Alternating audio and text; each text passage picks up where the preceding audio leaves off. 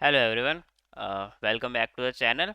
And in this video, we will discuss a realistic Kubernetes learning roadmap for beginners.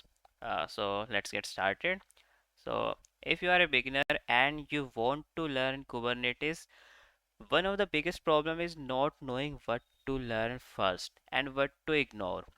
Uh, so in this video, I want to share a realistic Kubernetes learning roadmap for the beginners so you don't waste months jumping between random tutorials. So first, before Kubernetes, you need to be comfortable with Linux basics and you should know how to navigate the terminal, work with files, understand processes, and basic networking concepts. You need to be you don't need to be an expert, but Linux should not feel scary.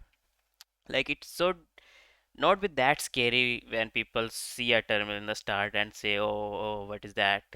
So you should be comfortable with the Linux terminal and commands and all. The second step is containers and dockers.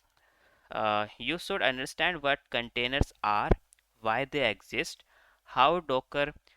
Uh, okay. Uh, uh, Okay, I was discussing. I lost in middle a little, but okay. The second step is you should be familiar with containers and dockers. Like you should understand what containers are, why they exist, how Docker images work, and how to run containers. If you skip this step, Kubernetes will feel confusing because Kubernetes is built on top of containers. So once you l- once your Linux and Docker basics are clear, then you can start Kubernetes fundamentals. This includes understanding what cluster is, what port services and deployments are, and how applications run inside Kubernetes. At this stage, hands-on experience is very important. Don't just read or watch videos, try commands, break things, see what happens. This is where many people either learn properly or quit. After the basics, you can slowly move into more advanced topics like configuration management, scaling, networking concepts, and basic troubleshooting.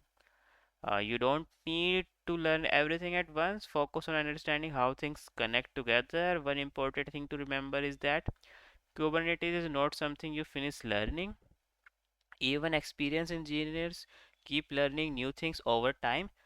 Your goal as a beginner should be steady progress, not speed.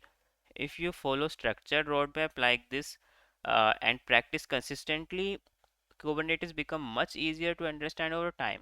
In future videos, I will talk about learning resources and how to choose the right one based on your background. Uh, so if thanks for watching, and if you watch till now, mm, please like and subscribe. It helps channel grow, and you can ask anything in the comment section. Feel free to bombard the comment section with a lot of comments and whatever you wanna say. So see you until the next video.